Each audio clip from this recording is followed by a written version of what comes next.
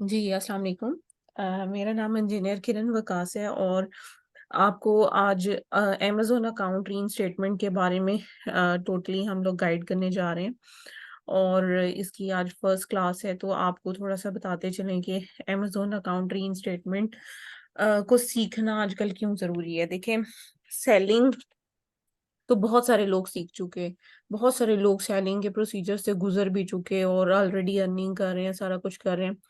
लेकिन जब आपको पता है कि किसी भी ई-कॉमर्स का बूम आता है किसी भी लोकेलिटी में या even all over the globe अगर हम बात करें, जब मतलब रीइंस्टेटमेंट के ऊपर वर्किंग स्टार्ट हुई, वो इस तरह से हुई कि जब सेलिंग ऑब्वियसली स्टार्ट हुई, तो उसमें पॉलिसी वायलेशंस माइनर माइनर आना स्टार्ट हुई, फिर मेजर आना स्टार्ट हुई। फिर कुछ लोगों ने स्कैम करना शुरू किए जिसकी वज़ह से और ज़्यादा स्ट्रिक्टनेस हो गई और जो ई-कॉमर्स की मार्केट है, उसमें मज़ीद सख्ती हो गई, लेकिन उतना ही सेलर्स का इन्फ्लो भी ज़्यादा था। यानी कि ज़्यादा लोगों का ट्रेंड हुआ कि वो ऑनलाइन बिज़नेस की तरफ जाएँ, तो उन्होंने अपनी सेलिंग का जो प्रोसीजर है, वहाँ से स्टार्ट किया। तो देखिए, उसमें क्या होता है कि जब भी हम किसी भी मार्केट प्लेस में सेलिंग कर रहे होते हैं, तो उनकी पॉलिसीज़ होती हैं जो कि हमें मतलब फ़ॉलो करनी होती हैं और अगर हम वो पॉलिसीज़ फ़ॉलो नहीं करते तो ऑब्वियसली अमेज़न क्या हर प्लेटफ़ॉर्म चाहे वॉलमार्ट है, ईबे है, एटसे है, तो अकाउंट सस्पेंड कर देता है। इवन आजकल तो आप देख रहे होंगे कि डिजिटल बैंकिंग के अकाउंट्स जो हैं वो डीएक्टिवेट होना शुरू हो गए हैं। फाइबर अपवर्क के अकाउंट्स डीएक्टिवेट हो रहे हैं, गूगल के अकाउंट्स जो हैं वो डीएक्टिवेट हो रहे हैं। तो मतलब ये है कि जहाँ पर भी पॉलिसीज़ होंगी वहाँ वायलेशन होगी तो उनकी रीइंस्टेटमेंट होगी। तो ये तकरीबन जितनी भी मार्केट प्लेसेस हैं ना, इन सब की रीइंस्टेटमेंट एक ही जैसी होती है। लेकिन ऑब्वियसली पॉलिसी का आपको पता होना चाहिए, उसके बाद आपको वायलेशन की सज़ा पता होनी चाहिए और अगर वायलेशन की पनिशमेंट आपको पता है और पॉलिसी का आपको पता है, तो आप ऑब्वियसली अपील लिखकर और उसको रीइंस्टेट करवा सकते हो। सो ये जो कोर्स है ये सिर्फ़ अमेज़न तक लिमिटेड नहीं है। अगर आप सिर्फ़ अमेज़न की रीइंस्टेटमेंट को सीख लेते हो तो आपके अंदर ये सेंस डेवलप हो जाएगी कि आप दूसरी मार्केट प्लेसेस को भी टच कर सको और उसकी जो पॉलिसी वायलेशंस हैं उनकी रीइंस्टेटमेंट पर भी वर्किंग कर सको। बहुत सारे स्टूडेंट इस तरह के हैं, जिन्होंने सीखी अमेज़न लेकिन वो वॉलमार्ट की कर रहे हैं, वो ईबे की कर रहे हैं। मतलब वो डिफरेंट मार्केट प्लेसेस में रीइंस्टेटमेंट करना स्टार्ट हो गए क्योंकि वही रीज़न है, जो मैंने आपको बताई है कि उनके अंदर सेंस डेवलप हो जाती है कि कौन-सी चीज़ को कहाँ से देखना है और कहाँ से हमें पॉलिसीज़ पता चलेंगी, वॉयलेशन के इन रिटर्न हमें क्या चीज़ सबमिट करवाने की ज़रूरत होगी। जब ये सेंस डेवलप हो जाए ना, तो आप हर तरह का अकाउंट रीइंस्टेट कर सकते हैं। सो आपको डिटेल में जो है वो हम गाइड करेंगे कि किस तरह से सस्पेंशंस को डील किया जाता है। अकाउंट जो है उसको रीइंस्टेट करवाने के लिए अपील बेसिकली किस तरह से इफेक्टिवली लिखी जा सकती है, सैंपल्स हम आपको प्रोवाइड करेंगे। उन सैंपल्स में ऑल्टरेशन किस तरह से करनी है, केस को देखने के बाद टेक्निकल पॉइंट्स क्या-क्या होते हैं जब किसी भी अकाउंट को आप देख रहे होते हो। क्योंकि बहुत सारी वायलेशंस ऐसी होती हैं जो बज़ाहिर एक जैसी नज़र आती हैं। लेकिन उनमें मतलब जब हम वर्किंग करना स्टार्ट करते हैं ना, तो वो मतलब बहुत ज़्यादा डिफरेंट हो रही होती हैं एक-दूसरे से। सो इसमें ये होता है कि ऑलरेडी जो है आपको इन डेप्थ जाकर टेक्निकल चीज़ों के बारे में देखना होता है, क्वेश्चंस पूछने होते हैं। अब देखो फॉर एग्ज़ाम्पल अगर ऑथेंटिसिटी की कंप्लेन आई है किसी भी प्रोडक्ट पे, तो ऑब्वियसली सब अकाउंट्स पर प्रोडक्ट एक जैसी तो हो नहीं सकती। ब्रांड एक जैसा हो सकता है, प्रोडक्ट भी कुछ केसेस में एक जैसी हो सकती हैं, लेकिन आप देखो कि सिनेरियो डिफरेंट होगा। किसी ने आइटम सेल की है, किसी की अभी सिर्फ पहुंची है, किसी ने मतलब सेल आउट करके कब की खत्म की हुई है वो इन्वेंट्री। मतलब उस उसके बाद भी डिपेंड कर रहा होता है कि किस ब्रांड की प्रोडक्ट है। अब अलग अलग ब्रांड्स की प्रोडक्ट है लेकिन कंप्लेन जो आएगी वो ऑथेंटिसिटी की आएगी, तो उन सब ब्रांड्स को एक तरह से डील नहीं किया जा सकता। सो आपको डिफरेंट टेक्नीक्स आनी चाहिए, डिफरेंट टेक्निकल चीज़ों को देखना आना चाहिए कि जब कोई अकाउंट लेना है आपने अकाउंट रीइंस्टेटमेंट के लिए, तो ऑब्वियसली आपको क्या-क्या चीज़ें देखने की ज़रूरत है। सो हम आपको डिटेल में केस स्टडीज करवाएंगे, जिसमें आपको बताएंगे कि कमिंग या अपडेटेड जो पॉलिसीज हैं उनके मुताबिक जो नई वेव आ रही है वो किस टाइप की आ रही है डीएक्टिवेशन की, क्योंकि वेव्स आती है ना। पहले आप देखो, एक बहुत ज्यादा हवा चली थी, सेक्शन 3 ड्रॉप शिपिंग पॉलिसी खत्म हुई, ठीक है, उसके बाद और ड्रॉप शिपिंग वेरिफिकेशन तो के बहुत ज्यादा इशू हुई थी स्टार्ट उसमें हुए जी। पाकिस्तान। सॉरी। मैंने कहा ड्रॉप शिपिंग की तो वो काफी ज्यादा हुई थी ना, पाकिस्तान में भी वो काफी ज्यादा वो बनते ऑल साथ ही ओवर जो द है। वर्ल्ड हुई थी, सिर्फ पाकिस्तान में नहीं हुई थी, मतलब पूरी हम्म। दुनिया से क्लाइंट उसके हैं, मतलब जिस पर हुई थी। और जी उसके जी। बाद फिर वेरिफिकेशन के इशू स्टार्ट हुए, वेरिफिकेशन में हर दूसरा अकाउंट वेरिफिकेशन में गया। फिर जो लोग एफबीएम कर रहे थे, फिर उनके ऊपर सख्ती आ गई कि भाई जो लोग एफबीएम कर रहे हैं, प्योर एफबीएम भी कर रहे हैं या आर्बिट्राज कर रहे हैं, मतलब आर्बिट्राज एफबीएम कर रहे हैं या एफपीए कर रहे हैं, उनके ऊपर सख्ती आना स्टार्ट हुई। उनको, जो बंदा भी एफबीएम करता था उसको सीधा ही ड्रॉप शिपिंग लग जाती थी, ठीक है। वो आहिस्ता आहिस्ता खत्म होना स्टार्ट हुई, सारे लोगों का ट्रेंड एफबीए की तरफ हो गया। फिर एफबीए जो है जब करना लोगों ने स्टार्ट किया, तो आजकल जो वेव चल रही है वो इनऑथेंटिसिटी की चल रही है। उसमें इन्वेंट्री हम्म। भी स्टक, उसमें पेमेंट भी स्टक, उसमें आपका मतलब सारा बिजनेस जीरो हो जाता है। ड्रॉप शिपिंग में तो चले, जो सेक्शन 3 ड्रॉप शिपिंग थी उसमें हमें ये यकीन होता था कि 90 डेज के बाद पैसे निकल आएंगे। इनऑथेंटिसिटी में तो अमेजोन की पॉलिसी के मुताबिक आपके पैसे भी नहीं निकलने, ठीक है। वो जब तक अकाउंट नहीं खुलेगा तब तक आपकी पेमेंट भी डिस्पर्स नहीं होती। तो कहने का मकसद ये है कि जो इनऑथेंटिसिटी के केसेस आजकल आ रहे हैं वो ज्यादा वर्स्ट है as compared to section 3 drop shipping policy violation. तो आपको लेटेस्ट, मतलब जो हमारे स्टूडेंट्स होते हैं वो हमारे साथ इन टच रहते हैं और अपने केसेस को हमारे साथ जो है वो डिस्कस करते रहते हैं। हम भी काम देते हैं अपने स्टूडेंट्स को कि जो हमारे पास वर्कलोड ज्यादा हो जाता है और हम देखते हैं कि कोई स्टूडेंट ऐसा है जो हमारे लिए कर सकता है, हम पेड टास्क भी देते हैं स्टूडेंट्स को। तो कहने का मकसद ये है कि असल चीज है लर्निंग। आपको बिल्कुल स्टार्टिंग में जब फोकस होके आप लोग करना स्टार्ट करोगे, स्पेशली जो अपील को चेंज करना सिनेरियो के मुताबिक, उसकी मतलब फॉर्मेशन को चेंज करना, उसके एविडेंसेस को कलेक्ट करना, फिर देखना कि फर्दर केस को स्ट्रांग बनाने के लिए कौन से डॉक्यूमेंट्स अटैच किए जा सकते हैं, कौन से इररेलेवेंट डॉक्यूमेंट है, क्योंकि इररेलेवेंट डॉक्यूमेंट भी अटैच करने की वजह से अपील रिजेक्शन होती है। तो हमें देखना है टेक्निकल पॉइंट ऑफ व्यू से कि हमें क्या एविडेंस प्रोवाइड करेंगे तो हमारे जो केस है वो स्ट्रांग होता जाएगा। सो उसके लिए हमें रीजंस जो हैं वो स्ट्रांगली पता होंगी तो हम फर्दर जो है वो एविडेंसेस और डॉक्यूमेंटेशन जो है वो सिलेक्ट कर सकेंगे, सेंड कर सकेंगे। सो ये चीज हो गई। फाइनली जो असल चीज हमारी होती है वो ड्राफ्टिंग होती है अपील की, कि अपील लिखनी किस तरह से इफेक्टिवली। आपने यूं समझो कि अगर एक समंदर है तो उसको कूजे में बंद करना है।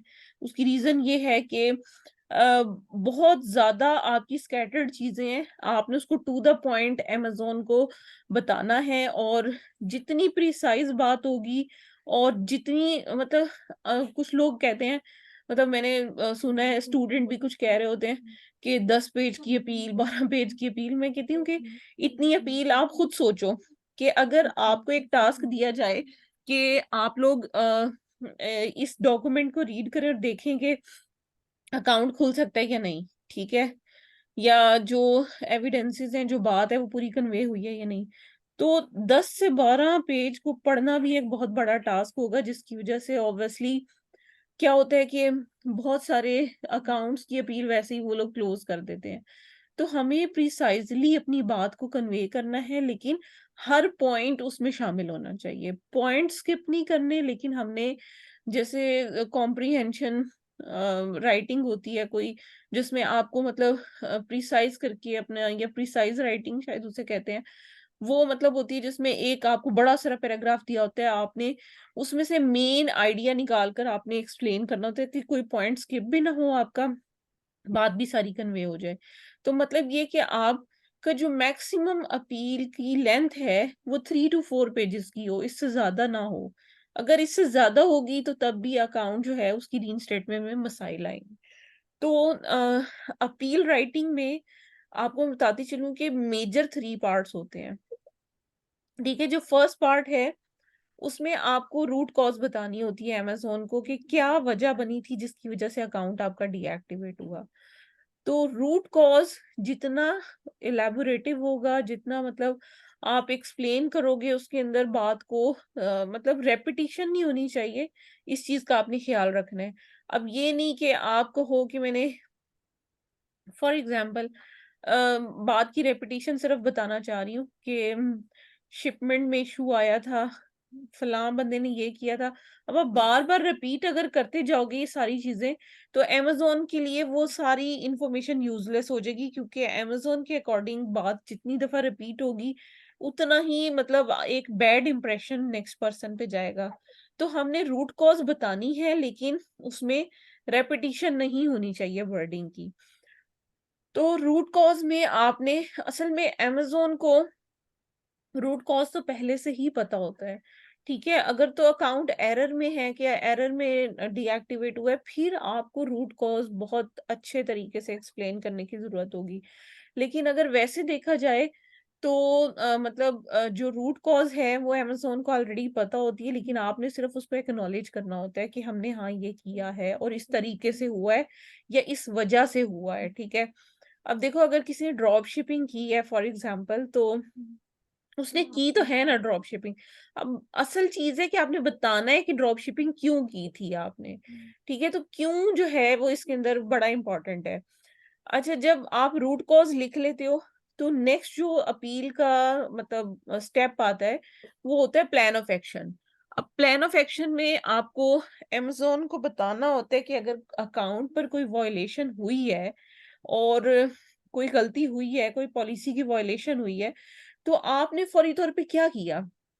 मतलब जैसे ही आपको इस मिस्टेक के बारे में पता चला या इस पॉलिसी वायलेशन के बारे में पता चला कि आपने पॉलिसी वायलेट की है, तो आपने फौरी तौर पे क्या स्टेप्स लिए थे? वो होता है प्लान ऑफ एक्शन। अच्छा, प्लान ऑफ एक्शन में ज़्यादातर ये होता है लिस्टिंग क्लोज़ कर दी, इन्वेंटरी को चेक किया, स्टॉक को अपडेट किया, मतलब इस तरह की चीज़ें होती हैं। जो कि फौरी तौर पे हमने की होती हैं, जैसे ही हमें कोई अकाउंट पे डीएक्टिवेशन या कोई नोटिफिकेशन रिसीव होता है।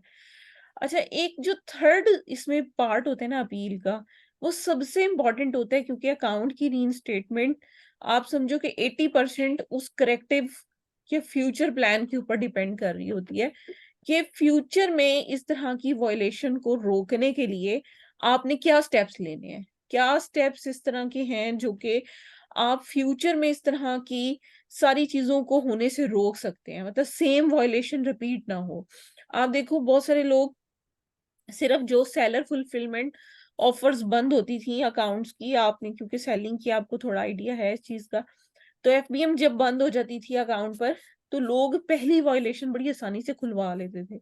लेकिन जब वो दोबारा से रिपीट करते थे, तो सेकंड टाइम या थर्ड टाइम वॉयलेशन को रिमूव करवाना डिफिकल्ट होता था। क्योंकि आप फर्स्ट टाइम में अपने आप को ये भी शो करा सकते हो कि मुझे पॉलिसी के बारे में पता ही नहीं था, मुझे नॉलेज नहीं था पॉलिसी के बारे में, ठीक है? तो उसके बाद जब अकाउंट एक दफ़ा खुल जाता है, आप दोबारा से रिपीट करते हो, तो अमेज़न स्ट्रिक्ट हो जाता है उसके बारे में। तो कहने का मकसद ये है कि आप जो फ्यूचर प्लान है उसमें आप रेपिटिशन से मना करते हो, मतलब अमेज़न को बताते हो कि आप क्या फर्दर स्टेप्स लेना जा रहे हो फ्यूचर के लिए, कि आप इस पॉलिसी को दोबारा से वॉयलेट ना करो। अब आप फ्यूचर स्टेप्स बताकर और अगर दोबारा से वॉयलेट करोगे, तो ऑब्वियसली अमेज़न स्ट्रिक्ट हो जाएगा उसके बारे में, फिर अकाउंट रीइंस्टेटमेंट मुश्किल हो जाती है। तो रिपीटेड वॉयलेशन जिस पर हो, वो एक खास टाइम पीरियड के बाद अमेज़न उसको रीइंस्टेट करता है। लेकिन जो फर्स्ट टाइम वॉयलेशन होती है, उसका टाइम पीरियड ज़रा कम होता है। वो मतलब जल्दी रीइंस्टेट हो जाती हैं। लेकिन रीइंस्टेटमेंट के लिए अपील का जो थर्ड पार्ट है, जो कि फ्यूचर प्रिवेंटिव का पार्ट है, वो सबसे ज़्यादा इम्पोर्टेंट है, क्योंकि सारी की सारी अपील की root cause, plan of action useless हो जाता है अगर आप अमेज़न को इस चीज़ पर कन्विंस नहीं कर सकते कि फ्यूचर में आने वाली प्रॉब्लम को आप किस तरह से रोकोगे। सेम इश्यू अगर रेज़ होता है, तो उसके लिए पहले से क्या स्टेप्स होंगे कि कस्टमर को प्रॉब्लम ना आए, अमेज़न की पॉलिसी भी वायलेट ना हो और आपका सारा मसला भी हल हो जाए। ठीक है? तो फ्यूचर प्रिवेंटिव बहुत इम्पोर्टेंट पोर्शन होता है। तो आपको जो अपील्स के सैंपल वगैरह शेयर किए जाएँगे, वो सब व्हाट्सएप ग्रुप में शेयर किए जाएँगे और उसमें इसी तरह से डिटेल्ड चीज़ें होंगी। अच्छा, इस तरह से है कि करेक्टिव मेजर या जो फ्यूचर प्लान आपका होता है, वो इतना ज़्यादा स्ट्रॉन्ग होना चाहिए और रेलेवेंट होना चाहिए। सबसे इम्पोर्टेंट चीज़ रेलेवेंसी भी है। अब ये नहीं है हम्म। कि आपने इनऑथेंटिक प्रोडक्ट सेल की है और आप ड्रॉप शिपिंग की वो सारी वो दे दो। तो रेलेवेंसी बहुत इम्पोर्टेंट है फ्यूचर प्लान को बताने के लिए। अगर फॉर एग्जांपल आपकी शिपिंग में कोई प्रॉब्लम आई थी, तो आप नेक्स्ट जो फ्यूचर में शिपिंग के इश्यूज़ हैं उसको कैसे रिज़ॉल्व करोगे, वो चीज़ आपको मेंशन करने की ज़रूरत है, ना कि आप शिपिंग के मामलात में स्टॉक को लेकर बैठ जाओ कि इन्वेंटरी को लेकर बैठ जाओ, तो फिर वो इर्रेलेवेंट होने की वज़ह से भी अपील्स रिजेक्ट होती हैं। तो बहुत सारे लोगों को ये इशू आता है कि हमारी अपील रिजेक्ट हो रही है, क्या रीज़न है? तो रीज़न्स बेसिकली यही होती हैं कि आपको कुछ एविडेंसेस या एडिशनल डॉक्यूमेंटेशन लगाने की ज़रूरत होती है, प्लस अपनी अपील को थोड़ा रिवाइज़ करने की ज़रूरत होती है, जिसमें आपको मतलब हर पोर्शन को रेलेवेट करने की ज़रूरत होती है, इसकी रेलेवेंसी को देखना होता है, इसके सीक्वेंस को चेक करना होता है। सो ये चीज़ें हैं जो कि बिल्कुल बेसिक्स थी अपील राइटिंग में, जिसका बहुत ज़्यादा इम्पोर्टेंट रोल है, वो मैंने आपके साथ डिस्कस किया है। ठीक है? तो बाकी ये है कि जो रीइंस्टेटमेंट में जो वॉयलेशंस हैं, मतलब ये सारी आपको इंशाल्लाह हम मतलब बताएँगे, जिसमें ओडीआर की सस्पेंशन है, इसके साथ जो शिपिंग मतलब लेट शिपमेंट हो गई, प्री फुलफिलमेंट कैंसलेशन हो गई, एलएसआर हो गया, लेट शिपमेंट और ट्रैक वैलिड ट्रैकिंग हो गई, वीटीआर, ये भी आपको इसमें बताएँगे। प्लस इसके साथ जितनी पॉलिसी कंप्लायंस का पोर्शन आता है, जिसमें प्रोडक्ट कंडीशन, कस्टमर कंप्लेन होती है, ऑथेंटिसिटी होती है, ठीक है? इसके अलावा जो प्राइस फिक्सिंग लॉज़ होते हैं, मतलब ये जो माइनर पॉलिसीज़ होती हैं, आईपी सस्पेंशन हो गई, ऑथेंटिसिटी कंप्लेन हो गई। फिर ये जो लिंक अकाउंट्स स्पेशली, इसके बारे में हम आपको डिटेल में गाइड करेंगे और अमेज़न की जो वेरिफिकेशन के इश्यूज़ चल रहे हैं, इसको डिटेल में डिस्कस करेंगे। ड्रॉप शिपिंग सेक्शन 3 दोनों चीज़ों को डिस्कस किया जाएगा। सेक्शन 3 की बहुत सारी टाइप्स हैं, जिसमें ड्रॉप शिपिंग भी आ जाती है, इनऑथेंटिसिटी भी आ जाती है, लिंकेज भी आ जाती है, वेरिफिकेशन के इश्यूज़ भी आ जाते हैं। तो ये सारे सेक्शन 3 के मतलब डिफरेंट कैटेगरीज़ हैं। तो सेक्शन 3 की डिफरेंट कैटेगरीज़ को हम वन बाय वन जो है वो डिटेल में डिस्कस करेंगे, केस स्टडीज़ को देखेंगे, अपील राइटिंग को देखेंगे, नोटिफ़िकेशन कैसे आते हैं, जब नोटिफ़िकेशन आता है उसके बाद क्या टेक्निकल चीज़ों को देखने की ज़रूरत होती है, क्लाइंट से क्या पूछना है, क्या प्राइसिंग रखनी है, आपके चार्जेस क्या होने चाहिए, ये सारी चीज़ें हम आपको डिटेल में बताएँगे। अब अगर आपका यहाँ तक कोई भी क्वेश्चन है रिगार्डिंग बिल्कुल इनिशियल जो चीज़ें हमने डिस्कस की हैं, तो आप प्लीज़ पूछ सकते हैं।